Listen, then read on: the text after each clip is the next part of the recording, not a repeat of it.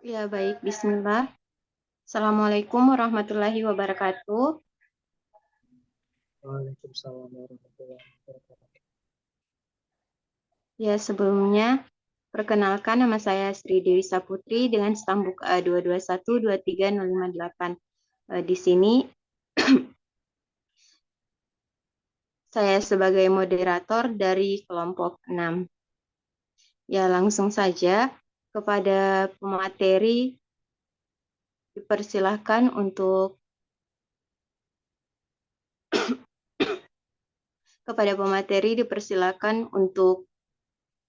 eh, membawa materinya. Kepada kelompok 5 dipersilahkan.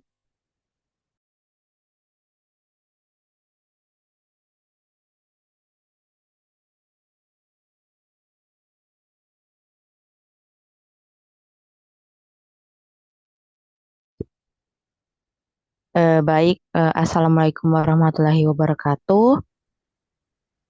Perkenalkan nama Waalaikumsalam. saya Syahwelia Ramadhani dengan NIM Dana, A212323007. 4546. Cuma ya bisa nanti kalau Bang Anu aku lagi di Dana. Nggak bisa sudah itu. Coba top up di Dana. Nggak Saya di mengerti-mengerti kita sini ini. mau menjelaskan tentang media pembelajaran multimedia. Berapa itu yang sudah ini? Belum. 46. Hah? Media Oh, kenapa kok, Mak? media pembelajaran multimedia merupakan gabungan berbagai jenis media seperti teks, gambar, audio, video, dan animasi yang digunakan untuk menyampaikan informasi dan pengetahuan dalam konteks pendidikan. Tujuan utama penggunaan multimedia adalah untuk meningkatkan pemahaman siswa, menjadikan pembelajaran lebih menarik, dan memungkinkan proses pembelajaran lebih efektif. Dengan mengintegrasikan berbagai elemen multimedia, guru dapat mengatasi gaya belajar siswa yang berbeda, dan dengan demikian meningkatkan kemungkinan penyampaian materi pelajaran dengan sukses.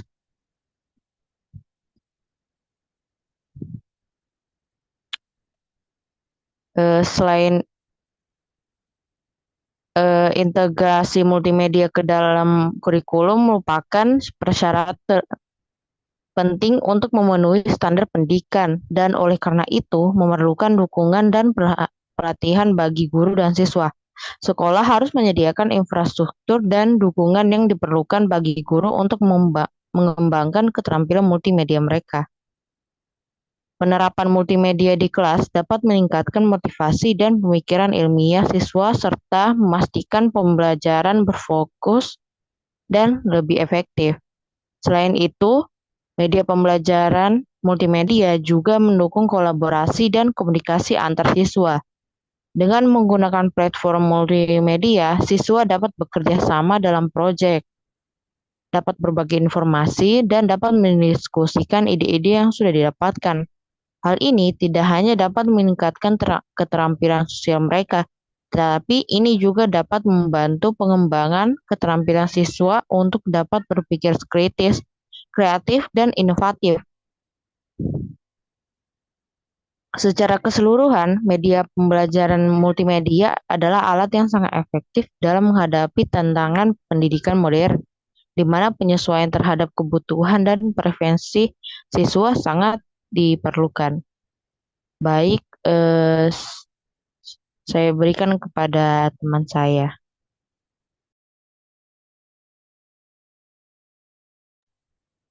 Baik, sebelumnya perkenalkan nama saya Hikmawati dengan NIM A221231106. Di sini saya akan melanjutkan materi yang telah dipaparkan oleh teman saya pada bagian jenis-jenis pembelajaran multimedia.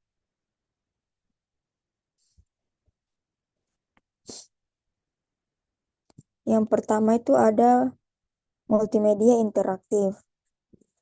Multimedia interaktif adalah media yang menggabungkan berbagai elemen seperti teks, grafik, video, animasi, dan suara yang memungkinkan pengguna untuk berinteraksi secara aktif. Ini menciptakan pengalaman yang dinamis dan memungkinkan umpan balik langsung dari pengguna.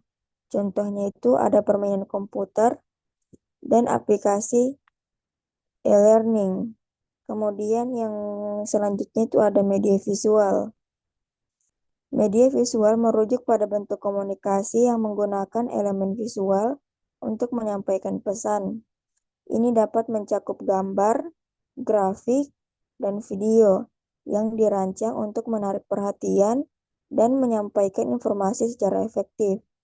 Contohnya itu ada infografis, menggunakan grafik untuk menjelaskan data atau informasi kompleks dengan cara yang mudah dipahami. Dan ada video promosi, video yang digunakan oleh perusahaan untuk memperkenalkan produk atau layanan mereka. Kemudian jenis selanjutnya itu ada multimedia hiperaktif. Multimedia hiperaktif adalah jenis multimedia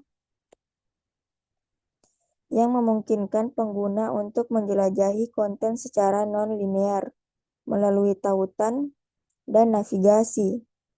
Ini memberikan kebebasan kepada pengguna untuk memilih jalur mereka sendiri dalam pengalaman multimedia. Contohnya itu ada situs web interaktif seperti Wikipedia, di mana pengguna dapat mengklik tautan untuk menjelajahi topik terkait, dan aplikasi pembelajaran interaktif yang memungkinkan pengguna memilih modul pembelajaran sesuai minat mereka. Dan jenis yang selanjutnya itu ada multimedia linier atau sekuensial. Jadi multimedia linier adalah media yang disajikan dalam urutan tetap tanpa opsi bagi pengguna untuk mengubah jalur atau arah penyampaian informasi. Pengalaman ini biasanya bersifat satu arah. Contohnya itu film atau serial TV, di mana cerita berkembang di awal hingga akhir tanpa interaksi dari penonton. Kemudian video tutorial yang menunjukkan langkah-langkah tertentu dalam urutan yang telah ditentukan. Dan yang terakhir itu ada virtual reality atau VR. Virtual reality adalah teknologi yang menciptakan lingkungan simulasi 3D di mana pengguna dapat berinteraksi dengan objek dan pengalaman seolah-olah berada di dunia nyata. Virtual reality sering digunakan dalam pelatihan dan hiburan. Contohnya itu ada simulasi pelatihan medis di mana dokter dapat berlatih prosedur bedah dalam lingkungan virtual, dan game VR seperti Beat Saber di mana pemain menggunakan controller untuk memotong blok sesuai irama musik dalam ruang 3D. Baik, hanya itu materi yang dapat saya sampaikan. Materi selanjutnya akan disampaikan oleh rekan saya.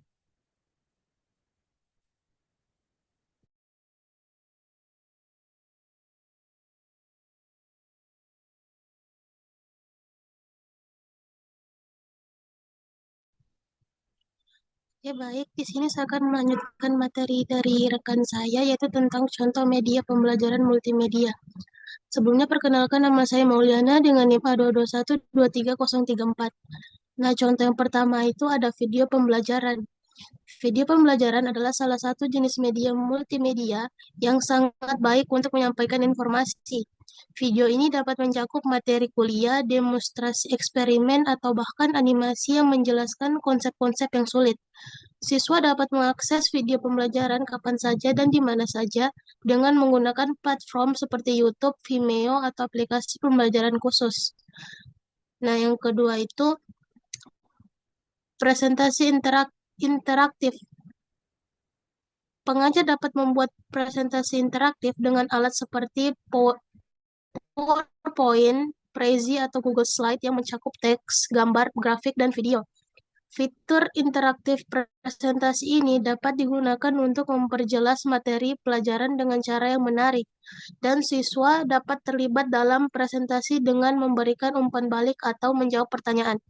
Kemudian yang ketiga itu simulasi dan permainan edukasi.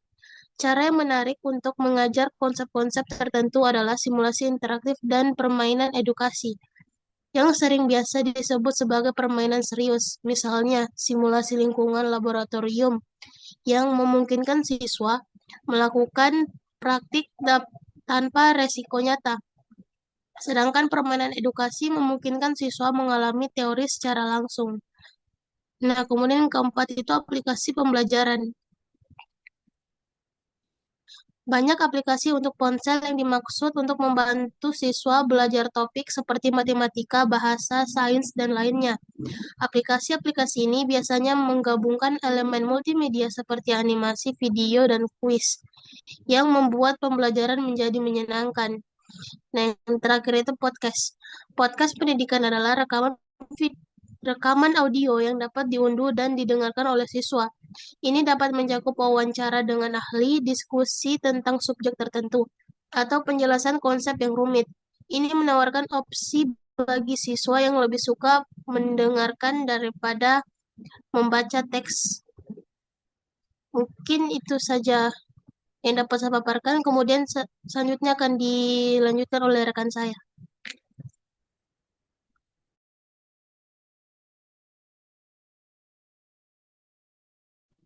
Baik, di sini slide selanjutnya itu mengenai kelebihan dari media pembelajaran multimedia.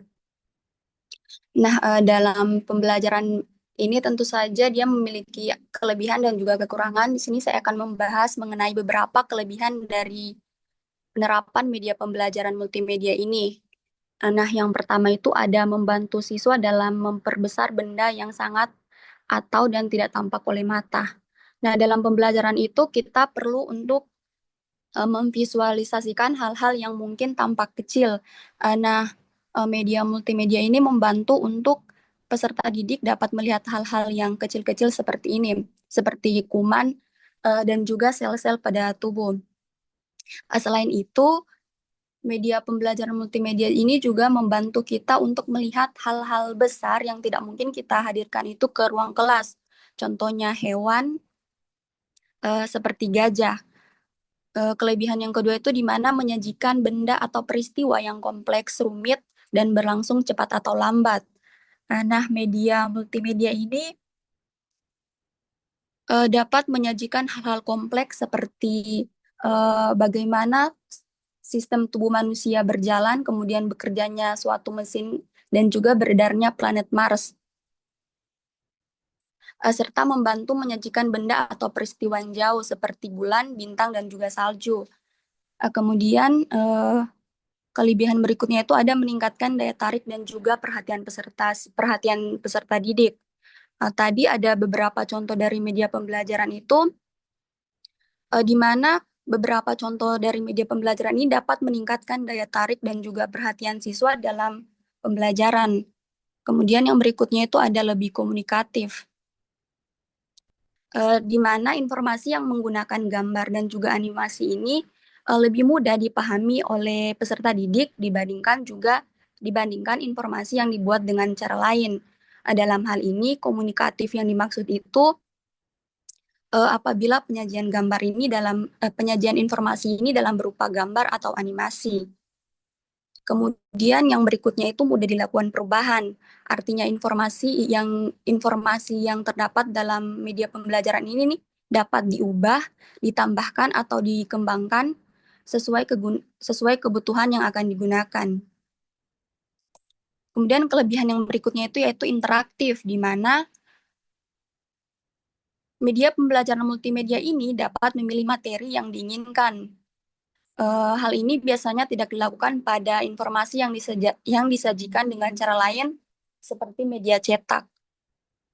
Kemudian yang berikutnya itu ada bebas menuangkan kreativitas, sehingga informasi yang didapatkan itu lebih komunikatif, estetis, serta ekonomis dan sesuai kebutuhan dengan adanya tools yang memungkinkan adanya aplikasi yang kreatif. Baik, itu saja penjelasan dari saya. Slide selanjutnya akan dijelaskan oleh rekan saya. Oke, baik. Di sini saya akan menjelaskan mengenai suaraku. Oke, baik. Di sini saya akan menjelaskan mengenai kekurangan media pembelajaran pada multimedia. Jadi yang pertama itu ada pada program multimedia interaktif tidak seluruhnya bisa diakses karena masalah hak cipta program. Selanjutnya ada ekspektasi yang tinggi dari guru bahwa pembelajaran dengan komputer dapat meningkatkan prestasi belajar. Selanjutnya ada tingkat kompleksitas program tinggi dapat menjadi hambatan, dan yang terakhir itu informasi yang diperoleh kurang terstruktur. Nah, mungkin itu saja pemaparan materi dari kelompok kami. Selanjutnya saya kembalikan kepada moderator. Ya, baik. Terima kasih pada kelompok 5 atas pemaparan materinya. Ya, baik, kita lanjut kepada sesi kedua, yaitu sesi tanya jawab. Kepada teman-teman semua dipersilahkan untuk memberi pertanyaannya. Diharapkan kepada teman-teman untuk aktif dalam kelas ini.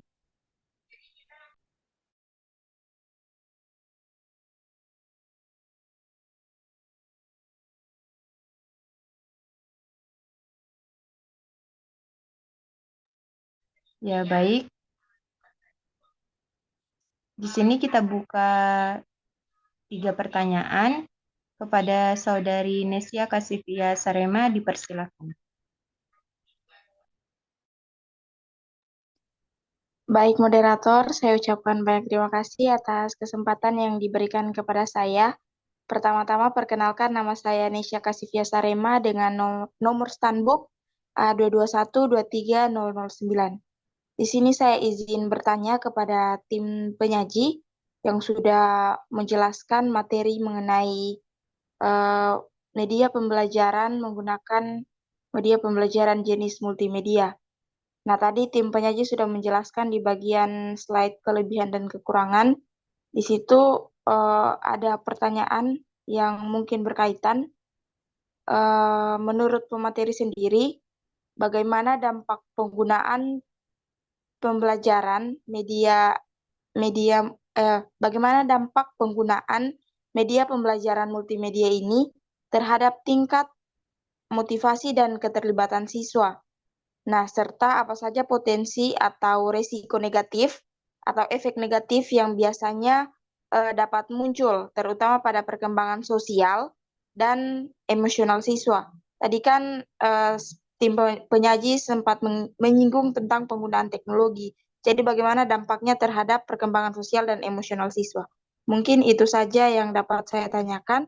Saya kembalikan kepada moderator dan saya ucapkan banyak terima kasih. Ya, baik. Terima kasih atas pertanyaannya. Kepada Saudari Rahmadani dipersilahkan. Baik, terima kasih moderator. Kesempatannya sebelumnya perkenalkan nama saya Rahmadani dengan NIM A221-3008. Izin kepada pemateri untuk bertanya. Jadi pertanyaan saya, menurut pemateri, adakah cara untuk mengatasi kekurangan dalam media pembelajaran multimedia ini, terutama terkait pada kompleksitas program yang tinggi? Jika ada, bagaimana cara untuk mengatasinya? Oke, baik, itu saja pertanyaan dari saya. Saya kembalikan kepada moderator. Ya, baik. Terima kasih atas pertanyaan yang diberikan. Kita butuh satu pertanyaan lagi kepada teman-teman yang ingin bertanya, dipersilakan.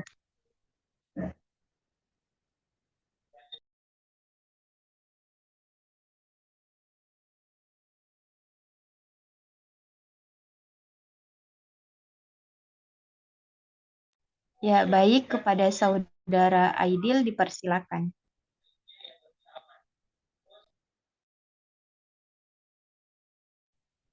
Ya, baik. Sebelumnya saya ucapkan terima kasih atas kesempatan yang diberikan oleh moderator. Nah, sebelumnya, perkenalkan nama saya Aidil dengan NIM A221-3006. Di sini saya ingin bertanya kepada tim penyaji yang telah memaparkan mengenai materi multimedia.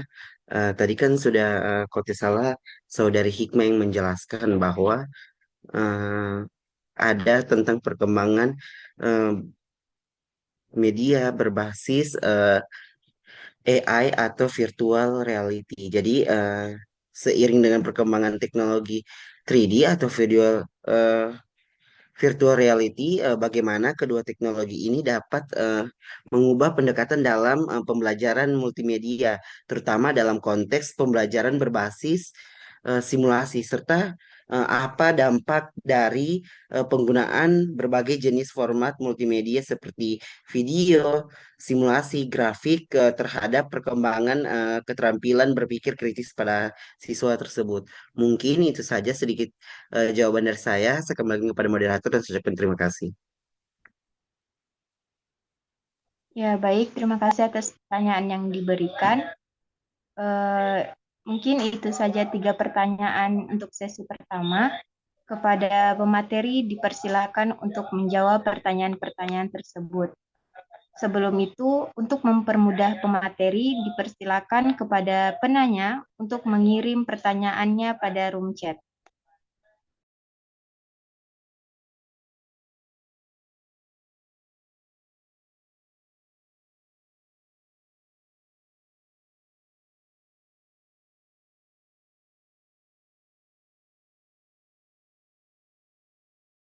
Baik, kepada Saudari Hikmawati dipersilakan untuk menjawab. Baik, sebelumnya terima kasih atas kesempatan yang telah diberikan moderator. Nah, di sini saya ingin menjawab pertanyaan dari Saudari Nesya Kasivia Sarema, yang dimana pertanyaannya, menurut pemateri, bagaimana dampak penggunaan media pembelajaran multimedia terhadap tingkat motivasi dan keterlibatan siswa, serta apa saja potensi risiko atau efek negatif yang dapat muncul, terutama pada perkembangan sosial dan emosional siswa. Berikan.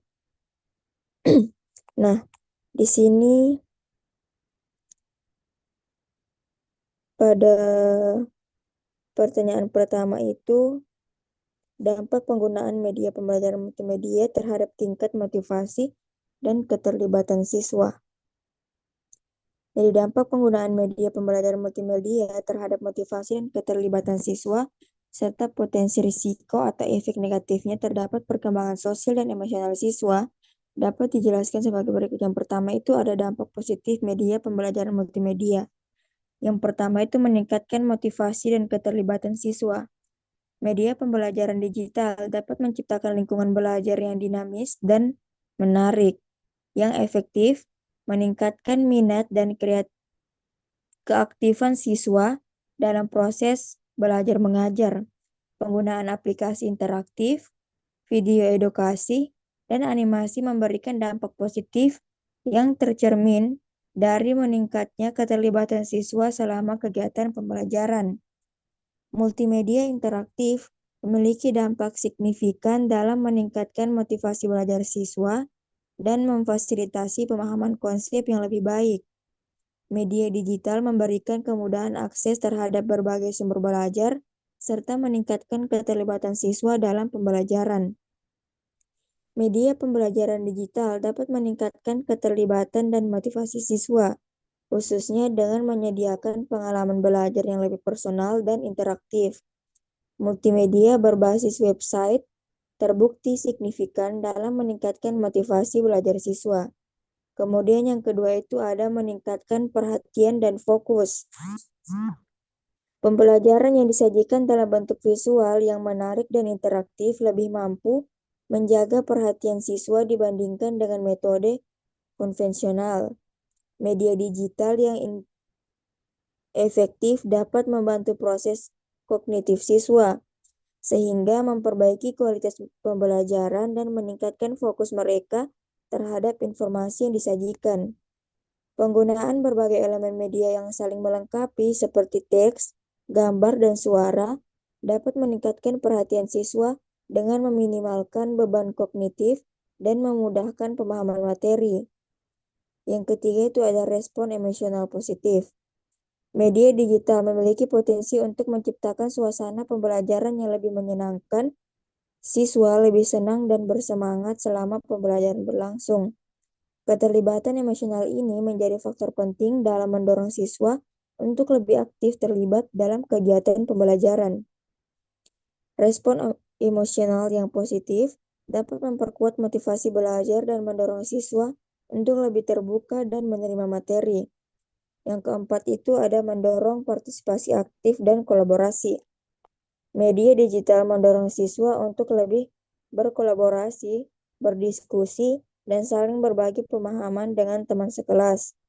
Penggunaan media digital tidak hanya meningkatkan motivasi belajar individu, tetapi juga mendukung pembelajaran kolaboratif yang lebih efektif. Aplikasi interaktif mendorong siswa untuk proaktif dalam belajar dan mendorong praktik analisis serta emansipasi. Kemudian, potensi resiko atau efek negatifnya. Ada 3, yang pertama itu ada distraksi dan penggunaan yang tidak terkontrol. Tantangan seperti distraksi akibat penggunaan yang tidak terkontrol menjadi salah satu efek negatif yang mungkin timbul. Oleh karena itu, pengawasan selama proses pembelajaran sangat penting. Yang kedua itu ada kesenjangan akses teknologi. Kesenjangan akses teknologi di beberapa daerah juga menjadi tantangan dalam penerapan media pembelajaran multimedia. Tidak semua siswa memiliki akses yang sama terhadap teknologi dan internet, yang dapat memperlebar kesenjangan pendidikan. Dan yang terakhir itu ada perkembangan sosial dan emosional. Penggunaan media digital yang berlebihan dapat mengurangi interaktif sosial langsung antar siswa, yang penting untuk mengembangkan keterampilan sosial dan emosional mereka. Penting untuk menyeimbangkan penggunaan media digital dengan kegiatan interaktif lainnya yang melibatkan interaksi tatap muka. Faktor kunci keberhasilan dan penggunaan media digital adalah integrasi yang tepat dalam kurikulum dan pelatihan guru. Media pembelajaran digital memiliki dampak positif dan signifikan terhadap keterlibatan, perhatian, respon emosional, dan partisipasi siswa dalam pembelajaran, serta mendukung pengembangan kemampuan kognitif dan sosial mereka. Baik, hanya itu yang dapat saya jawab. Selanjutnya saya kembalikan kepada moderator. Terima kasih. Baik, terima kasih atas jawaban yang diberikan.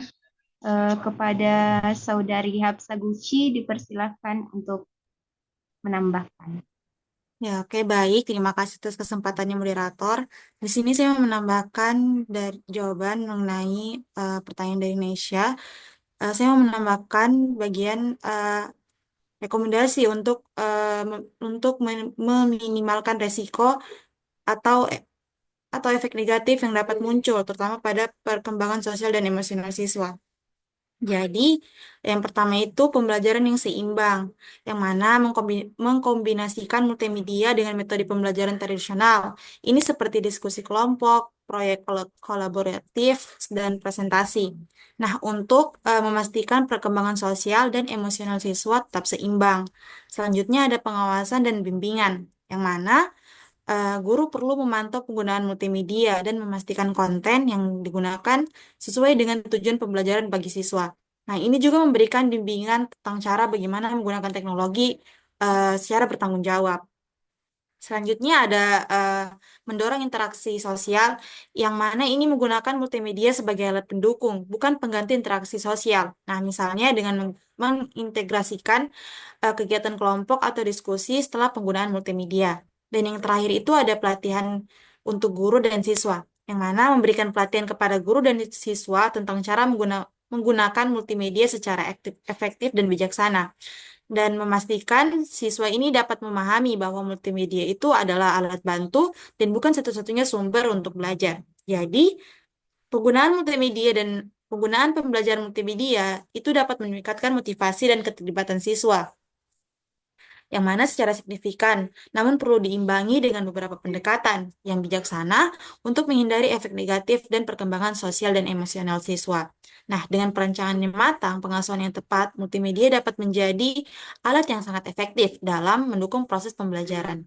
Nah, mungkin itu sedikit tambahan dari saya. Selanjutnya saya kembalikan kepada moderator. Baik, terima kasih atas tambahannya pemateri. Dari dua pemateri tersebut, apakah ada dari pemateri yang lain yang ingin menambahkan?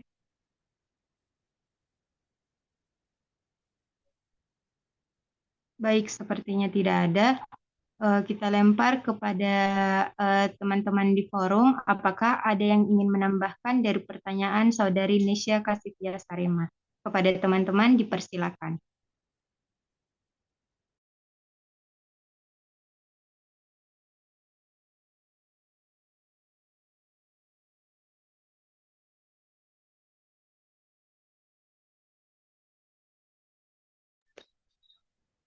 Baik, sepertinya tidak ada. Kepada Saudari Nesya dipersilakan untuk memberikan tanggapan dari jawaban tersebut. Baik, moderator, saya ucapkan banyak terima kasih atas kesempatan yang diberikan. Di sini saya izin memberikan tanggapan atau kesimpulan dari kedua poin pertanyaan saya yang sudah dijawab sangat jelas oleh tim penyaji. Dan saya ucapkan juga banyak terima kasih kepada tim penyaji yang sudah menjawab. Dan di sini dapat saya simpulkan bahwa memang ada beberapa dampak yang pastinya ditimbulkan kalau seorang guru ingin menggunakan media pembelajaran jenis multimedia. Tetapi tadi tim penyaji pertama menjelaskan bahwa kebanyakan ada dampak positif yang bisa ditimbulkan dari penggunaan media pembelajaran berbasis multimedia ini. Nah, tadi tim penyaji menjelaskan bahwa akan ada yang namanya interaksi antar siswa yang lebih baik dan juga keterlibatan siswa dalam proses pembelajaran juga akan lebih meningkat karena pembelajaran multimedia ini suatu pembelajaran yang dimana mengkolaborasikan berbagai jenis media pembelajaran yang dimana pastinya akan ada kreativitas dalam model pembelajaran yang bisa dimiliki siswa nantinya atau siswa tersebut bisa melaksanakan kegiatan pembelajaran yang tidak bosan atau tidak berpatokan pada pembelajaran yang hanya melalui penjelasan saja, tetapi mereka bisa melihat dalam bentuk tiga dimensi atau dalam bentuk video yang bisa mereka lihat secara langsung. Nah, di situ juga ada tim penyaji sempat menyinggung tentang pengalaman belajar siswa yang akan lebih interaktif lagi, terutama pada website-website yang mudah diakses oleh siswa itu sendiri dalam proses pembelajaran. Karena kita tahu bersama bahwa ketika pembelajaran secara langsung di dalam kelas kan pastinya berbeda. Tapi berbeda halnya jika ada kayak buku-buku pembelajaran digital yang bisa kita akses secara langsung dan pastinya itu juga akan menambah pengetahuan kita tentang pelajaran yang mungkin belum kita ketahui keseluruhan dari penjelasan guru di dalam kelas. Jadi kita bisa baca-baca kembali di rumah ketika ada waktu luang dan lain sebagainya. Dan tadi juga pada poin pertanyaan kedua saya mengenai dampak atau efek negatif dari penggunaan jenis media pembelajaran multimedia ini, terutama pada aspek sosial dan emosional. Nah, di sini tadi tim penyaji juga menjelaskan ada 3 poin penting. Yang pertama adanya suatu tindakan yang tidak terkontrol dari pengguna yang bisa jadi mereka ini tidak tahu menggunakan media pembelajaran dengan baik. Biasanya mungkin kalau guru menyarankan untuk membuka pembelajaran-pembelajaran lain, mungkin biasanya ada siswa seperti kegiatan pembelajaran saat ini, siswa yang hanya tidur atau siswa yang hanya lihat WA atau nonton TikTok, itu kan juga ada tindakan yang tidak terkontrol secara langsung oleh pendidik. Nah, juga ada kesenjangan teknologi karena kita tahu bersama bahwa akses teknologi itu berbeda-beda di setiap daerahnya. Dan yang terakhir adanya perkembangan sosial dan emosional yang mungkin kurang atau interaksi sosial antar siswa berbeda ketika di dalam kelas dengan penggunaan multimedia atau penggunaan secara tidak langsung, pembelajaran tidak langsung.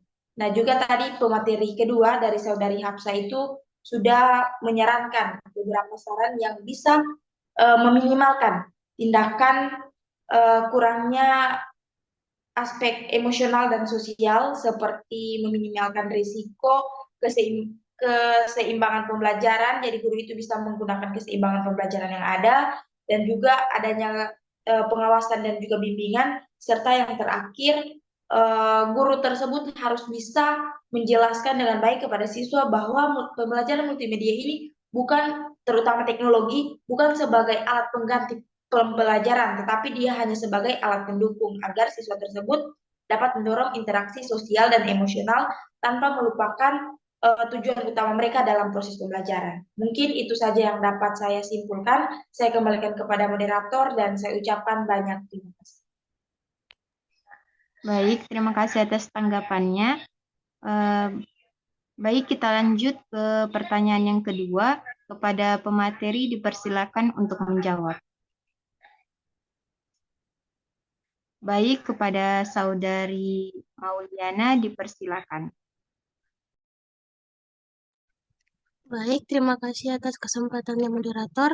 Di sini saya akan menjawab pertanyaan dari Saudari Rahmadani.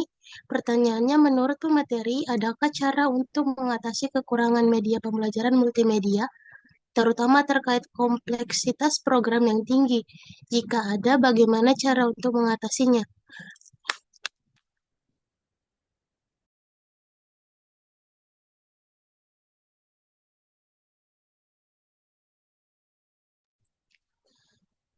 Nah, ada beberapa cara atau solusi untuk mengatasi masalah tersebut seperti yang pertama, pelatihan berkelanjutan untuk guru dan tenaga pendidik. Seperti menyelenggarakan pelatihan berkala tentang penggunaan teknologi multimedia dan juga membentuk komunitas belajar antar guru untuk berbagi pengalaman dan solusi. Nah, yang kedua, pengembangan antarmuka yang lebih sederhana dan intuitif seperti merancang program dengan prinsip user friendly dan menyediakan panduan penggunaan yang jelas dan visual. Nah, yang ketiga, pendekatan bertahap dalam implementasi. Memulai dari program yang sederhana sebelum beralih ke yang lebih kompleks. Kemudian mengintegrasikan multimedia secara bertahap dalam kurikulum. Nah, yang keempat itu dukungan teknis yang memadai. Menyediakan staf IT yang dapat membantu mengatasi masalah teknis dan membangun sistem pendukung untuk pemecahan masalah cepat. Kemudian yang kelima, kolaborasi dengan pengembang edukasi. Bekerja sama dengan pengembang untuk menciptakan program yang sesuai kebutuhan. Memberikan umpan balik langsung untuk perbaikan program. Nah, yang keenam, pendekatan modular dalam pengembangan konten, yaitu membagikan konten kompleks menjadi modul-modul yang lebih kecil dan mudah dikelola. Memungkinkan penggunaan sebagian fitur dapat harus menguasai seluruh program. Nah, yang ketujuh itu standarisasi platform dan alat.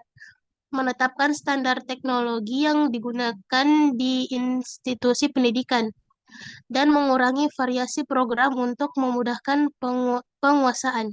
Mungkin itu saja yang dapat saya jawab. Saya kembalikan kepada moderator. Baik, terima kasih atas jawaban yang diberikan. Kepada pemateri yang lain, apakah ada yang ingin menambahkan? Dipersilakan.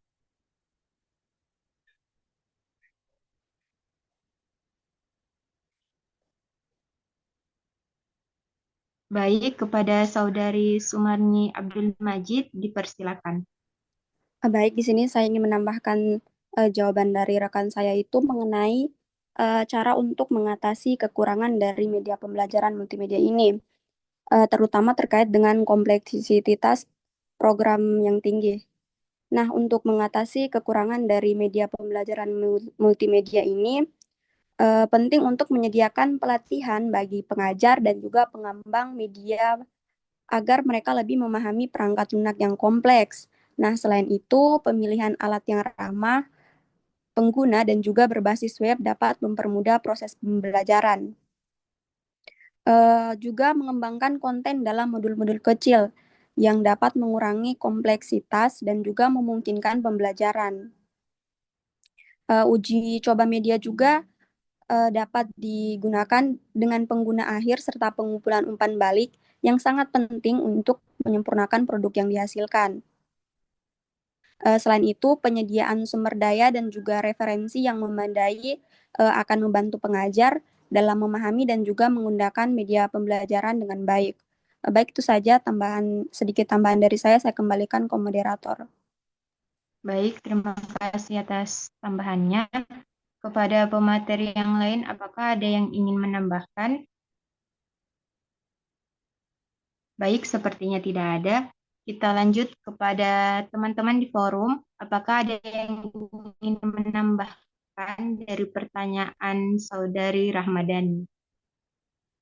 Kepada teman-teman semua dipersilakan.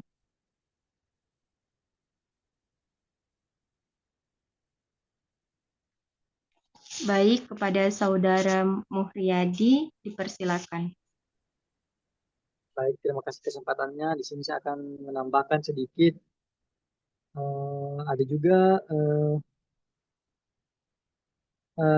menggunakan kolaborasi ahli IT atau desain multimedia.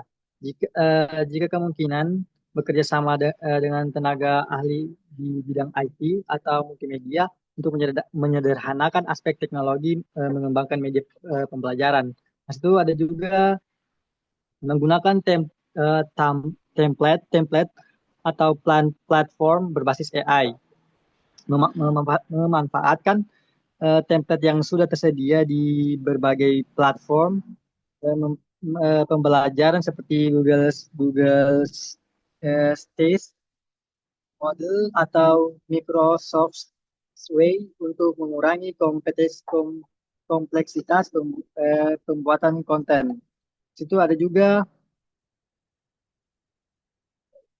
evaluasi dan umpan balik dari pengguna. Mengumpulkan umpan balik dari pengguna atau guru dan siswa untuk mengetahui kendala yang dihadapi dan melakukan penyempurnaan yang lebih tepat. Baik, itu saja. Saya kembalikan ke moderator. Baik, terima kasih atas jawabannya. Kepada teman-teman yang lain yang ingin menambahkan, dipersilakan untuk memberikan jawabannya.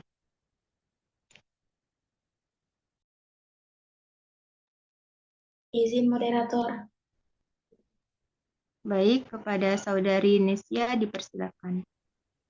Baik, saya ucapkan banyak terima kasih kepada moderator yang memberikan saya kesempatan untuk menambahkan sedikit atas pertanyaan dari Saudari Rahmadani mengenai poin pentingnya tadi mengatasi kekurangan terutama dalam kompleksitas program yang lebih rumit. Nah, di sini saya sangat setuju dari beberapa pendapat tim penyaji tadi yang dimana ada yang menyinggung mengenai kolaborasi yang bisa kita gunakan terutama penggunaan tenaga dari teknisi-teknisi terutama TIK. Nah, di sini kita tahu bersama bahwa biasanya walaupun di tingkat SMA pastinya ada yang namanya operator sekolah. Walaupun mereka tidak terkhusus dalam mata pelajaran yang memang khusus di SMA, tapi pastinya ada salah satu atau mungkin satu orang yang khusus menangani di bidang TIK tersebut. Nah, khususnya sekolah saya sendiri itu ada guru TIK-nya yang memang khusus untuk kayak bagaimana caranya nanti kita supaya kita tahu penggunaan teknologi walaupun hanya basic-basicnya saja, walaupun hanya tidak seluas pemahaman anak SMK yang mungkin ambil jurusan TIK, tapi dalam konteks kita sudah tahu bagaimana tahap-tahap dasarnya penggunaan teknologi tersebut. Nah, supaya nanti ketika kita masuk di tingkat yang tingkat perkuliahan, pastinya kita sudah tahu bagaimana basic-basic awal atau tahap-tahap awal penggunaan komputer atau kita sudah tidak grogi lah istilahnya dalam menggunakan laptop. Jadi penggunaan atau kolaborasi dengan guru TIK itu walaupun hanya satu di sekolah itu pastinya sangat diperlukan juga. Dan juga ada yang namanya pelatihan guru. Nah, di sini kan ada lalu di profesi kependidikan juga kita sempat diajar mengenai ada yang namanya pelatihan guru. Nah, di situ juga pastinya guru sudah diajarkan bagaimana penggunaan media-media yang lebih interaktif mengikuti perkembangan zaman. Apalagi perkembangan zaman itu berfokus pada perkembangan teknologi. Jadi pastinya bukan hanya berpatokan pada guru TIK saja, tapi usahakan guru biologi, guru bahasa Indonesia, dan guru-guru lain pun basic-basic awal penggunaan komputer atau ilmu TIK itu mungkin sudah ada dan biar tidak besar begitu. Jadi ada juga poin yang dimana menjelaskan penggunaan alat yang lebih sederhana yang bisa diakses oleh siswa. Jadi ada template-template khusus seperti biasanya kita membuat PPT, sudah ada kan template khususnya di Canva. Nah, itu pastinya mempermudah siswa lagi dalam upaya melaksanakan kegiatan pembelajaran atau mengembangkan kreativitasnya dalam proses pembelajaran. Dan yang terakhir, biasanya agar memudahkan siswa, pastinya guru atau orang-orang tertentu yang memang sudah memahami tentang TIK sendiri, pasti ada yang namanya menyederhanakan konten. Pastinya kita tidak akan langsung ketahui bahwa kita bisa melaksanakan kegiatan kayak kita bisa melakukan yang namanya coding. Tapi ada penyederhanaan konten yang bisa kita laksanakan, walaupun tidak sehebat orang-orang yang memang menguasai di bidang TIK itu sendiri. Mungkin itu saja yang dapat saya tambahkan dari pertanyaan saudari Rahmadani. Saya kembalikan kepada moderator. Saya ucapkan banyak terima kasih. Baik, terima kasih atas tambahan yang diberikan. Saya rasa sudah cukup. Kepada penanya dipersilakan untuk menanggapi dari jawaban-jawaban pemateri maupun forum. Baik. Terima kasih kepada pemateri dan juga teman-teman yang sudah forum yang menambahkan. Jadi dari jawaban pemateri dan juga beberapa forum, saya bisa mengetahui bahwa ternyata ada beberapa cara untuk mengatasi pembelajaran multimedia ini, di mana yang pertama itu ada pelatihan berkelanjutan, di mana dengan mengadakan pelatihan untuk pengajar dan juga siswa untuk memahami cara penggunaan media pembelajaran multimedia ini, dan juga adanya pertemuan antarmuka atau user friendly, yaitu membuat desain antarmuka yang sederhana yang mudah dipahami oleh pengguna. Terus ada pendekatan bertahap atau implementasi, serta menyediakan staf IT dan menyediakan dukungan teknis untuk membantu pengguna ketika dalam mengalami kesulitan teknis untuk dalam mengakses atau menggunakan media tersebut. Juga ada pendekatan moduler, di mana pendekatan ini yaitu membagi konten sehingga mudah untuk dikelola. Terus ada menggunakan standarisasi, serta juga tambahan dari pemateri lain yaitu menyediakan alat yang ramah dan juga menguji coba media, serta adanya sumber daya dan referensi. Serta ada juga tambahan dari forum untuk menggunakan template atau platform dari AI dan mengevaluasi dan mengadakan adanya umpan balik dari pengguna, sehingga bisa diketahui bagian mana yang perlu diperbaiki. Dan tadi ada tambahan dari Nesya tentang kolaborasi dengan operator yang paham dengan penggunaan TIK. Oke, baik. Jadi mungkin itu saja kesimpulan atau tanggapan dari saya. Saya kembalikan ke moderator. Ucapkan terima kasih. Baik, terima kasih atas tanggapannya. Baik, kita lanjut ke sesi yang terakhir, ke pertanyaan yang terakhir. Kepada pemateri dipersilakan untuk menjawab pertanyaannya.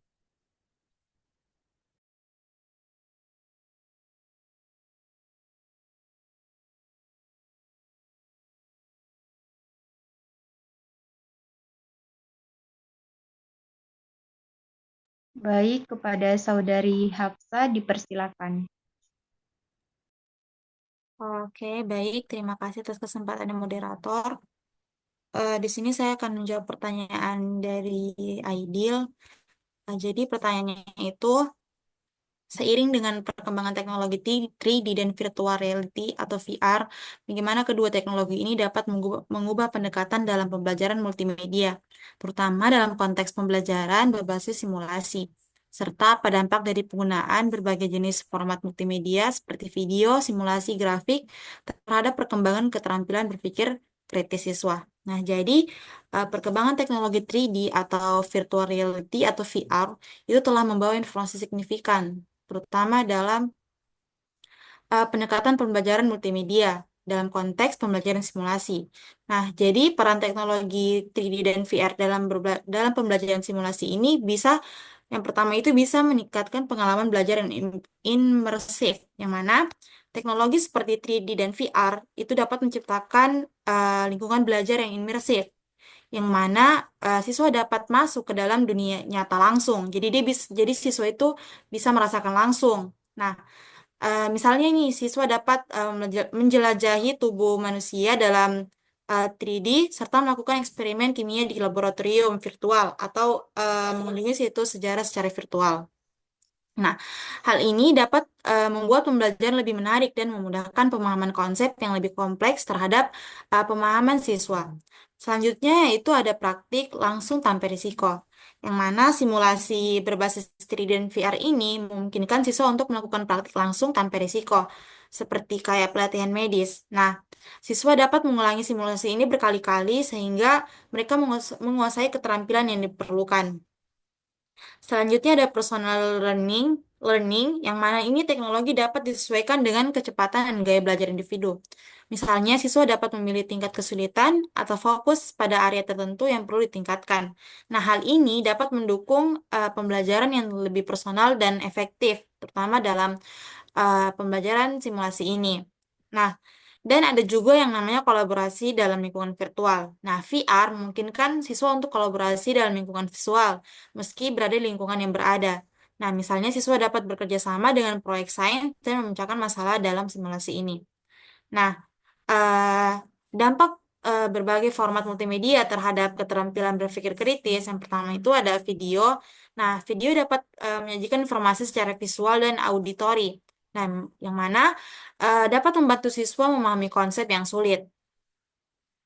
Namun, untuk mengembangkan berpikir kritis, video ini perlu dilengkapi dengan penyataan pematik atau diskusi atau analisis konten. Jadi, dengan menambahkan kayak diskusi atau analisis konten itu bisa dapat meningkatkan berpikir kritis dari pemahaman siswa. Nah, selanjutnya ada simulasi. Nah, terutama yang berbasis 3D dan VR ini mendorong siswa untuk menguji hipotesis, memecahkan masalah, dan mengambil keputusan dalam lingkungan yang terkontrol. Hal ini dapat melatih keterampilan analitis dan evaluatif yang merupakan komponen penting dari berpikir kritis siswa. Nah, misalnya dalam simulasi bisnis, siswa dapat belajar tentang konsekuensi dan keputusan yang mereka buat. Selanjutnya atau yang terakhir itu ada grafik dan visualisasi data. Nah, grafik dan visualisasi data ini dapat membantu siswa memahami informasi kompleks dengan lebih mudah. Nah, untuk mengembangkan berpikir kritis, siswa itu dapat diminta untuk menganalisis, menafsirkan, dan menarik kesimpulan dari data yang disajikan. Misalnya, itu kayak siswa dapat membandingkan grafik pertumbuhan populasi dan merumuskan solusi untuk masalah yang dimunculkan. Mungkin itu saja jawaban dari saya. Saya kembalikan kepada moderator. Terima kasih. Baik, terima kasih atas jawaban yang diberikan. Kepada pemateri yang lain, apakah ada yang ingin menambahkan? Baik, kepada Saudari Hikmawati dipersilakan untuk menambahkan. Baik, sebelumnya terima kasih atas kesempatan yang telah diberikan moderator. Di sini saya izin menambahkan sedikit jawaban yang telah disampaikan oleh rekan saya. Yang pertama itu pada bagian perubahan pendekatan pembelajaran multimedia dengan teknologi 3D dan VR. Di sini ada dua, yaitu meningkatkan motivasi dan keterlibatan. Jadi, VR menawarkan solusi dengan menciptakan lingkungan belajar yang imersif, di mana siswa dapat belajar melalui pengalaman langsung, bukan hanya melalui teori. VR dapat meningkatkan motivasi belajar, keterlibatan siswa, dan pemahaman materi. Contohnya itu, siswa yang belajar melalui simulasi VR dapat mengingat informasi lebih baik, karena mereka mengalami materi tersebut secara langsung dan aktif. Kemudian yang terakhir itu ada pembelajaran yang lebih personal dan adaptif. VR memungkinkan pembelajaran yang lebih personal dan adaptif, di mana materi dapat disesuaikan dengan kecepatan dan gaya belajar masing-masing siswa. Contohnya itu simulasi yang dirancang untuk memenuhi kebutuhan individu siswa, memberikan tantangan yang sesuai dengan tingkat kemampuan mereka. Kemudian pada bagian pertanyaan kedua, dampak penggunaan berbagai jenis format multimedia terhadap keterampilan berpikir kritis siswa. Tadi ada 3 poin yang telah disampaikan oleh rekan saya. Di sini saya menambahkan poin terakhir, yaitu multimedia interaktif. Jadi, multimedia interaktif seperti aplikasi dan game edukasi dapat meningkatkan keterlibatan siswa dan mendorong mereka untuk berpikir kritis dalam memecahkan masalah dan membuat keputusan. Contohnya itu ada aplikasi pembelajaran yang menghadirkan studi kasus dan meminta siswa untuk menganalisis situasi, mengidentifikasi masalah, dan mengusulkan solusi. Baik, hanya itu jawabannya yang dapat saya tambahkan. Selanjutnya saya kembalikan kepada moderator. Terima kasih. Baik, terima kasih atas jawaban yang diberikan. Apakah ada dari pemateri yang ingin menambahkan? Dipersilakan.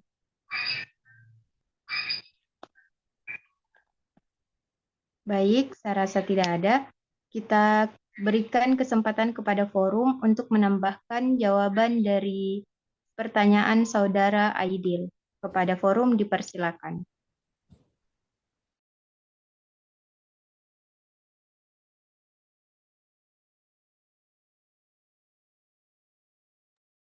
Baik, kepada saudari Nesya dipersilakan. Baik, moderator, terima kasih atas kesempatan yang diberikan kepada saya. Di sini saya izin menambahkan sedikit 2 poin saja dari pertanyaan terakhir atau poin terakhir dari pertanyaan saudara Aidil, yaitu dampak penggunaan berbagai jenis format multimedia terhadap keterampilan berpikir kritis siswa. Nah, di sini yang pertama yaitu untuk meningkatkan kemampuan refleksi. Nah, di sini penggunaan multimedia itu biasanya dapat memungkinkan siswa untuk mengevaluasi dan merefleksikan keputusan atau pendekatan yang mereka ambil. Jadi siswa itu bisa mengevaluasi setiap pendekatan-pendekatan untuk mengambil keputusan yang terbaik yang bisa mereka ambil.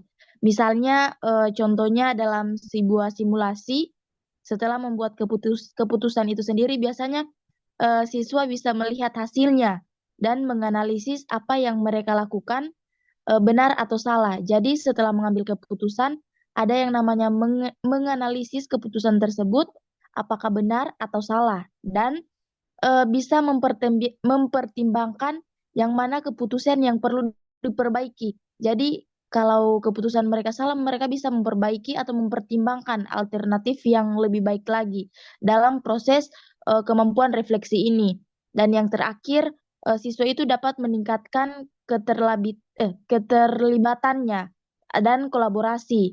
Nah, di sini biasanya penggunaan berbagai forum multimedia sesuai pertanyaan dari saudara Adil tadi, juga dapat meningkatkan keterlibatan siswa dengan materi pembelajaran, seperti kolaborasi dalam simulasi VR yang sudah dijelaskan oleh tim pemateri pertama tadi, yang dimana beberapa siswa dapat bekerja sama dalam satu lingkungan virtual dan juga dapat meningkatkan keterampilan berpikir kritis serta mereka sendiri dapat belajar berbagai ide dan berdiskusi dalam konteks yang lebih aplikatif dan praktis. Jadi ada kolaborasi antar siswa yang dapat terjadi untuk meningkatkan kemampuan belajar mereka. Mungkin itu saja yang dapat saya tambahkan. Saya kembalikan kepada moderator dan saya ucapkan banyak terima kasih. Baik, terima kasih atas tambahannya. Kepada teman-teman yang lain, apakah ada yang ingin menambahkan? Baik, sepertinya tidak ada. Kepada saudara Aidir dipersilakan untuk menanggapi jawabannya. Oke, baik. Sebelum saya ucapkan terima kasih kepada moderator atas kesempatan yang diberikan, dan saya ucapkan juga terima kasih kepada tim penyaji maupun forum yang telah menjawab pertanyaan dari saya. Saya rasa sudah cukup dan saya juga sudah pahami bahwa perkembangan teknologi 3D dan virtual reality benar-benar mengubah cara kita atau peserta didik itu dalam pembelajaran dengan virtual reality dan teknologi 3D. Peserta didik itu tidak hanya belajar secara teoritis, tetapi juga bisa langsung merasakan pengalaman melalui simulasi dan mendekati dunia nyata. Jadi ini biasanya memberikan mereka pengalaman yang lebih interaktif dan imersif. Jadi biasanya itu bisa memahami. Jadi peserta didik biasanya bisa memahami konsep-konsep yang sulit dengan lebih mudah. Jadi tim penyaji sudah memberikan contoh, biasanya itu misalnya eh, peserta didik itu bisa menjelajahi bangunan sejarah dan melakukan eksperimen sains, atau bahkan pelatihan medis tanpa harus berada di lokasi fisik. Jadi pembelajaran jadi lebih menarik dan efektif. Jadi selain itu juga penggunaan berbagai format multimedia seperti video, grafik, dan simulasi juga sangat membantu dalam mengembangkan keterampilan berpikir kritis. Eh, Multimedia ini juga memberikan informasi dari berbagai sudut pandang yang mendorong kita dan peserta didik itu untuk menganalisis dan mengevaluasi lebih dalam. Jadi ada juga tadi tambahan dari Saudari Nesya bahwa peserta didik juga terbiasa untuk berpikir lebih tajam, membuat keputusan berdasarkan data yang ada dan memecahkan masalah dengan cara yang lebih sistematis. Jadi secara keseluruhannya itu dengan teknologi-teknologi ini pembelajaran terasa lebih hidup dan peserta didik itu jadi lebih aktif terlibat dalam proses belajar. Mungkin itu saja yang dapat saya simpulkan. Saya kembalikan kepada moderator dan saya ucapkan kembali terima kasih kepada semua pihak yang telah menjawab pertanyaan saya. Terima kasih. Baik, terima kasih atas tanggapannya. Mohon maaf Ibu, apakah kita lanjut ke buka pertanyaan yang kedua? Boleh, mungkin dicukupkan saja ya, moderator. Baik, terima kasih Ibu. Baik, sebelum saya tutup, izinkan saya membacakan kesimpulan dari materi pada pagi hari ini. Baik, media pembelajaran multimedia adalah kombinasi berbagai elemen seperti teks, gambar, audio, video, dan juga animasi, yang mana ini digunakan untuk meningkatkan efektivitas proses belajar mengajar. Penggunaan multimedia dalam pembelajaran bertujuan untuk membuat materi lebih menarik, interaktif, serta mudah dipahami oleh peserta didik. Adapun keunggulan utama media pembelajaran multimedia ini adalah kemampuannya dalam meningkatkan keterlibatan dan pemahaman siswa, memberikan pengalaman belajar yang lebih mendalam, serta mendukung berbagai gaya belajar.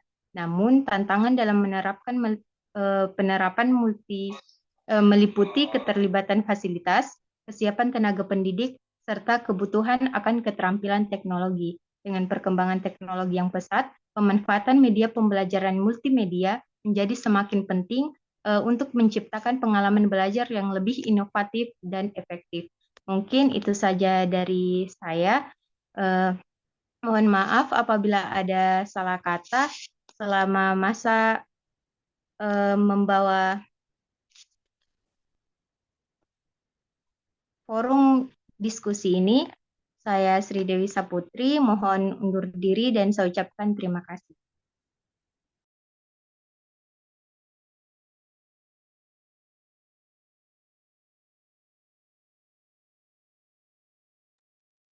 Oke, terima kasih moderator. Tadi sudah memandu jalannya presentasi dan diskusi ya. Mohon maaf sebelumnya. Tadi saya mungkin dominan off cam, walaupun saya juga menyimak kalian tadi dalam perjalanan dan baru sampai lagi ke rumah sekarang. Sebentar lagi pergi lagi gitu ya. Jadi mohon maaf tidak bisa seperti biasanya gitu ya. Mohon nanti mungkin notulen bisa nanti di-share notulensinya di WA grup ya. Biar saya bisa catat siapa saja tadi yang aktif untuk bertanya dan menambahkan.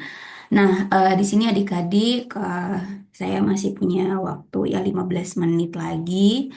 Saya mohon izin juga, saya tidak bisa menampilkan presensi seperti biasa karena harus pergi lagi habis ini, jadi hanya sedikit menambahkan saja. Nanti untuk pengisian presensi saya akan lakukan setelah selesai kesibukan saya hari ini ya, yang hektik. Nah, adik-adik semua, terkait materi hari ini sebenarnya sangat menarik, yaitu kita itu mulai lebih banyak lagi unsur apa ya, unsur medianya ya. Kalau pekan lalu itu kan terkait em, audio dan visual ya. Nah, sekarang itu multimedia. Yang namanya multimedia itu berarti medianya banyak, multi gitu ya, beberapa. Nah, bisa aja mungkin terdiri dari dua, kayak audio dan visual, tapi bisa juga lebih dari itu gitu ya. Nah, em, mungkin kalau adik-adik bisa lihat di piramid pembelajaran ini gitu ya, misalnya yang mana? Yang ini misalnya gitu ya. Kalau adik-adik bisa lihat, nanti silakan bisa dibuka aja piramida pembelajaran, proses pembelajaran itu seperti apa. Nah, ini mungkin di pekan-pekan lalu sudah saya singgung juga bahwa pembelajaran itu semakin banyak proses belajar itu melibatkan siswa, maka persentase masuknya materi semakin besar itu kelihatan. Misalnya kayak di sini audiovisual itu 20%, demonstrasi itu 30% gitu ya. Nah, jadi pembelajaran itu ketika dilakukan oleh siswa dengan melibatkan siswanya secara langsung, maka harusnya lebih berkesan materi itu, lebih mudah dipahami oleh materi itu dibandingkan hanya unsurnya itu misalnya hanya satu, misalnya audio ataupun visual saja gitu ya. Nah, jadi pembelajaran multimedia ini memang diharapkan guru itu yang balik lagi tidak bisa apa ya, tidak bisa menggantikan guru 100% gitu ya. Walaupun tadi multimedia yang dipakai gitu dalam pembelajaran gitu. Jadi tadi memang ada misalnya sempat saya simak jawaban dari kalian bahwa em, ada kekurangan, ada kelebihan dari multimedia ini ya. Tapi kalau bisa saya simpulkan, multimedia ini bagaimana dia bisa lebih efektif dalam pembelajaran, walaupun misalnya ada kekurangan dan walaupun juga ada kelebihan, itu tergantung dari si gurunya sebagai fasilitator di dalam kelas gitu. Jadi walaupun misalnya nih ada dua hal atau apa ya, dua situasi dan kondisi sama-sama menggunakan multimedia yang sama, tetapi ketika gurunya yang satu bisa tahu perannya itu menggunakan multimedia itu harus yang seperti apa di kelas dan yang satu belum mampu gitu untuk menggunakan multimedia walaupun medianya canggih misalnya. Nah, pasti outputnya atau ketika siswa itu belajar pasti akan berbeda pengalamannya gitu. Jadi memang benar bahwa semakin canggih media yang dipakai atau semakin banyak media yang dipakai itu memang butuh keterampilan dari gurunya sendiri gitu untuk memanage waktunya gitu berapa persen misalnya di kelas itu menggunakan multimedia, berapa persen siswanya itu harus dilibatkan secara aktif gitu ya. Jadi bukan hanya siswanya itu menerima terus materi gitu ya menggunakan multimedia, tetapi mereka sendiri nggak diberikan feedbacknya gitu ya. Jadi siswa jadinya cenderung lebih pasif kalau seperti itu. Nah, kalau misalnya di sini adik-adik bisa lihat ya VR, virtual reality, mungkin ada yang punya di rumah atau di kosannya, saya belum punya gitu ya. Nah, ini sebenarnya kan awalnya VR ini kan untuk teknologi yang memang basisnya untuk games gitu ya, untuk permainan. Tapi ternyata bisa juga dipakai di pembelajaran di kelas. Yang saya tahu mungkin sejauh ini kayak sekolah-sekolah yang ada di Palu mungkin SD yang bagus ya, itu mereka udah ada praktek untuk eh, pakai VR di kelas. Misalnya di SD, SMP Madani di sini gitu ya, itu mereka udah punya alat ini. Nah, VR ini kan sebenarnya adalah media yang kita bisa pakai juga di dalam kelas, misalnya dengan pakai alat ini gitu ya, setiap orang satu-satu gitu ya, walaupun memang ini mahal sekali gitu ya untuk kita pakai hadirkan di dalam kelas, tapi ya seolah-olah seperti ini gitu ya, siswanya itu pakai kacamata itu, kemudian mereka sudah berada di situasi apa ya, simulasi gitu ya, yang buatan gitu ya. Walaupun memang mereka misalnya ada di dalam kelas gitu, atau mungkin ada di dalam rumah gitu ya. Tapi ketika pakai itu mereka udah bisa berada di situasi seolah-olah belajar gitu ya. Belajar misalnya dengan gambar ini mungkin apa nih, kayak mekanika gitu ya. Itu ya kita yang ngeliatin siswanya pakai VR itu kita nggak tahu apa yang mereka lihat, tapi mereka tentunya bisa melihat situasi buatan eh, pada saat itu gitu ya. Ini menurut saya misalnya ketika pakai VR begini dengan dia berdiri, kemudian dia pasti berada di situasi untuk misalnya memilih apa gitu ya, entah games per edukasi atau apa, itu juga bisa dikatakan ini pembelajarannya aktif seperti ini gitu ya. Tetapi kalau misalnya hanya dengan memakai VR, tetapi misalnya siswanya itu hanya duduk aja, melihat kayak nonton aja gitu ya, walaupun memang situasinya mungkin 3D gitu ya, itu berbeda juga, itu mungkin lebih cenderung pasif juga gitu. Jadi walaupun multimedianya itu sama-sama misalnya menggunakan VR, nah guru misalnya ya, ada mungkin guru yang developer juga, dia bisa mengembangkan itu sendiri, ataupun misalnya sekolah itu juga bisa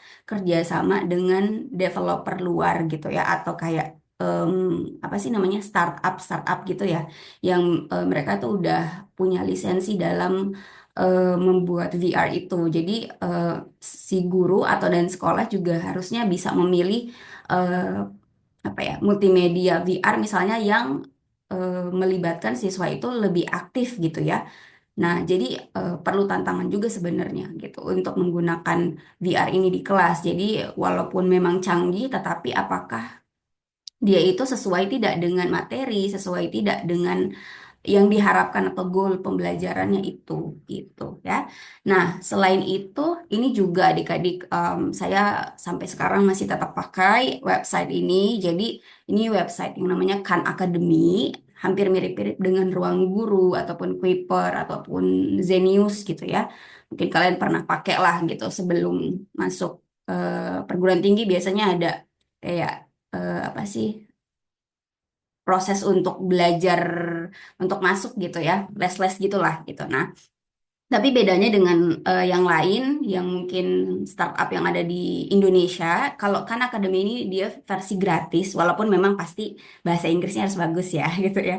Tapi sebenarnya bisa sambil belajar juga bahasa Inggris. Nah, kalau adik-adik bisa perhatikan di sini, mereka itu punya kayak semacam level gitu ya. Jadi level untuk kalian itu, atau misalnya siswa itu tahu mereka itu kemampuannya sampai mana. Misalnya ini unit 1. Unit 1 tuh kalau di bahasa Indonesia itu bab 1 misalnya. Bab 1 tentang sel dan organisme. Ini sebenarnya bukan hanya biologi aja, ada banyak sekali mata pelajarannya. Jadi kayak sekolah versi informal non formalnya gitu ya. Nah, misalnya ketika guru itu mau meminta siswa untuk belajar di rumah gitu ya, belajar dulu deh di rumah terkait misalnya bab ini gitu ya. Nah, bisa guru itu pakai ini misalnya gitu ya, untuk meminta siswa untuk belajar dulu di rumah, baru nanti di kelas mereka baru misalnya lebih aktif gitu ya. Jadi mereka tuh udah tahu dulu materinya yang mereka pelajari itu apa gitu sebelum masuk ke kelas gitu ya. Nah, di sini misalnya bab 1 tentang sel dan organisme. Di sini apa namanya, si siswa itu akan belajar, kemudian setelah belajar dia di sini belajarnya bisa lewat apa namanya, bacaan gitu ya. Kalau di sini kalau kalian lihat, pertama sel dan organisme itu dia ada simbol-simbol ini. Jadi kalau simbol ini dia video, jadi mereka sambil nonton video. Kemudian nanti yang ini itu simbolnya teks gitu ya, dia berbasis teks. Jadi ada kayak tahapan-tahapan yang mereka itu belajar gitu ya. Bagusnya kan akademi seperti itu. Dia walaupun gratis tetap mengutamakan kualitas juga gitu ya. Jadi eh medianya dalam satu website ini atau satu tempat ini ada banyak. Jadi selain video, kemudian ada materi. Nah, misalnya seperti ini, ketika siswa itu sudah belajar, maka dia akan ada centang satu seperti ini gitu. Nah, setelah dia selesai di sini, maka sebelum dia lanjut ke bagian selanjutnya, walaupun masih di bab sama gitu ya, subbab gitu misalnya ya, dia mau lanjut ke bab subbab selanjutnya, maka dia harus ini apa namanya? Mengerjakan soal dulu gitu, evaluasi gitu ya. Jadi multimedia memang bukan hanya materinya, tetapi juga harus ada evaluasinya. Bagusnya seperti itu gitu ya. Dengan mereka misalnya ini mengerjakan soal-soal ini, di sini si siswa bisa melihat level dia sampai mana gitu ya. Kalau misalnya dia jawab benar, maka pasti nanti skornya bakal berbeda dengan yang ada jawab salah gitu ya, dan seterusnya. Selain itu, kenapa dikatakan dia multimedia yang interaktif? Karena di sini bisa dilihat dia itu kita bisa memilih kita ketika masuk ke website ini kita sebagai pembelajar atau sebagai guru atau sebagai orang tua. Nah, ini jarang ada di website-website belajar yang mungkin ada di Indo ya gitu ya. Karena kalau yang di sini kita bisa posisikan diri kita sebagai apa. Kalau misalnya sebagai guru, maka nanti mungkin akan berbeda misalnya menunya dengan yang sebagai orang tua dan yang sebagai siswa gitu ya. Nah, selain itu ini saya cepat aja ya. Jadi kalian silakan bisa explore lagi aja untuk website yang sudah saya kasih di sini. Nah, kemudian ada yang namanya juga simulasi. Simulasi ini silakan bisa dicari di keyword Google gitu ya. Simulation website gitu ya. Misalnya untuk science gitu ya. Itu pasti banyak. Nah, misalnya saya tadi pakai punyanya Fed Colorado Edu ini sepertinya punyanya instansi juga, pendidikan juga gitu ya, di luar.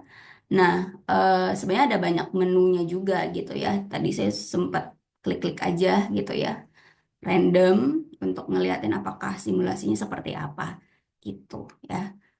Nah, tadi itu simulasinya terkait proses apa tadi itu? Oh ini proses penglihatan gitu ya. Nah, walaupun memang ini bahasa Inggris juga sih gitu. Jadi ketika mungkin guru menggunakan multimedia dari luar, maka memang harus benar-benar bisa di apa ya, bimbing gitu ya siswanya satu-satu gitu ya. Pasti kesulitan untuk mereka itu pakainya seperti apa gitu ya. Nah, jadi harus belajar dulu gurunya.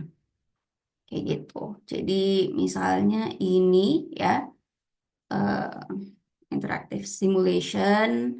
Terus kita pilih yang mana nih cahayanya, mau cahaya single atau yang RGB ya, red, green, and blue gitu ya. Nanti bakal beda misalnya prosesnya gitu. Ini saya juga baru lihat juga sih. Nah, walaupun misalnya canggih seperti ini ya, kalau misalnya gurunya belum prepare dari sebelum ke kelas juga pasti akan kagok juga ya sama seperti saya. Saya juga baru lihat lagi kayak gini ya. Nah, nanti pasti harusnya media ini harus dijelaskan lagi oleh gurunya gitu ya. Misalnya pakai ini di kelas, misalnya ditayangkan di proyektor gitu ya, diliatin kayak gini. Nah, eh, pinter-pinter gurunya atau kreatif gurunya untuk bisa me, apa ya, memancing misalnya pertanyaan-pertanyaan dari visualisasi yang sudah dijelaskan. Misalnya guru dengan bertanya ke siswa apa yang kamu lihat, kemudian seperti apa misalnya prosesnya dan lain sebagainya gitu ya, dibanding dengan hanya menampilkan aja begitu setelah itu selesai gitu ya. Jadi itu balik lagi sih gurunya memang harus eh, kreatif juga gitu ya menggunakan ini. Seperti itu. Nah, kemudian ada lagi sebenarnya satu website simulasi. Kalau ini kan memang lebih ke kayak apa ya, konsep materi ya. Ada juga, tapi saya lupa websitenya, tapi saya sempat pernah buka waktu itu. Jadi simulasi seperti praktikum gitu ya. Jadi seolah-olah kayak ketika kita em, buka website itu, kita itu berada di orang yang sedang melakukan praktikum gitu. Jadi apa yang dihasilkan itu dari apa yang kita tuangin atau apa yang kita masukin gitu ya ke dalam suatu medium misalnya. Itu ada juga simulasi yang seperti itu. Itu lebih aktif juga gitu ya dibandingkan hanya dengan misalnya konsep materi simulasi yang seperti ini gitu ya. Jadi sebenarnya ada banyak sekali jenis-jenis simulasi juga ya. Jadi bukan hanya satu jenis seperti ini saja, tetapi pasti mungkin akan lebih beragam juga. Silakan adik-adik bisa dieksplor lebih lanjut terkait itu gitu ya. Terkait materi hari ini ya. Silakan bisa dicari dan mungkin saja bisa jadi inspirasi kalian dalam belajar juga gitu ya. Karena em, apa ya, mata kuliah ini juga bukan hanya kita ngebahas siswa di sekolah ya, tapi kita juga gitu ya. Mungkin saja bisa membantu apa yang sudah saya berikan ini share screen-nya ya, website-website apa saja yang mungkin bisa kalian pakai dalam belajar gitu ya. Bisa jadi level pendidikan yang ada di luar, yang misalnya ini kan akademi, ini kan khusus sekolah menengah ya. Tapi ketika coba kalian pakai ini, misalnya kalian coba belajar satu subbab ini, apakah kalian bisa pahamin materinya apa enggak gitu ya? Karena belum tentu kita bisa pahamin juga gitu, walaupun di sini levelnya level sekolah gitu ya. Nah, seperti itu adik-adik. Oke, silakan nanti bisa dieksplor. Ini juga ada satu lagi sih, lab exchange gitu ya. Nanti silakan aja dilihat lagi. Ini ada banyak kok virtual lab simulationnya. Nah, ini juga sebenarnya sangat apa ya? Sangat walaupun bukan pengganti benar-benar ketika kita praktikum di lab ya, tapi setidaknya ketika misalnya di sekolah aja gitu ya, laboratoriumnya yang mungkin belum punya banyak perlengkapan dan bahannya terbatas gitu ya. Nah, sekolah harusnya sih bisa inisiatif gitu ya dalam mm, apa ya, mengatasi keterbatasan itu dengan misalnya menghadirkan laboratorium virtual gitu ya, khusus praktikum-praktikum IPA gitu ya, fisika, kimia, biologi gitu ya, dengan si em, misalnya siswanya itu belajar untuk mencampurkan misalnya larutan-larutan atau mengamati sesuatu objek, tapi walaupun pakai virtual eksperimen gitu ya. Disclaimer sekali lagi, pasti itu tidak bisa menggantikan objeknya secara asli tentunya gitu ya, atau kegiatan yang benar-benar real di lab, tetapi setidaknya siswa itu bisa lebih tahu apa yang dia pelajari ketimbang hanya belajar konsep di kelas gitu ya, dan ketimbang hanya mereka itu membaca saja gitu ya. Jadi seperti itu adik-adik, silakan bisa dilihat di sini gitu ya. Oke, itu saja tambahan dari saya. Terima kasih banyak sudah bergabung. Kita ketemu lagi di pekan depan untuk pembahasan terkait AI. Mungkin pemakalah bisa lebih ahlinya ya. Pemakalah AI di pekan depan bisa nanti kita eksplor lagi lebih lanjut. Seperti itu ya. Terima kasih banyak. Mohon maaf tadi ada banyak kendala dan kekurangan dari saya. Kita ketemu lagi di pekan depan, di pekan terakhir belajar bersama saya. Jadi ya di Meet ke-7 pekan depan. Setelah itu nanti di Meet 8 mungkin bakal saya kasih instruksi bagaimana adik-adik mengerjakan evaluasi untuk pengganti UTS gitu ya. Oke, itu aja. Assalamualaikum warahmatullahi wabarakatuh dan selamat pagi. Waalaikumsalam.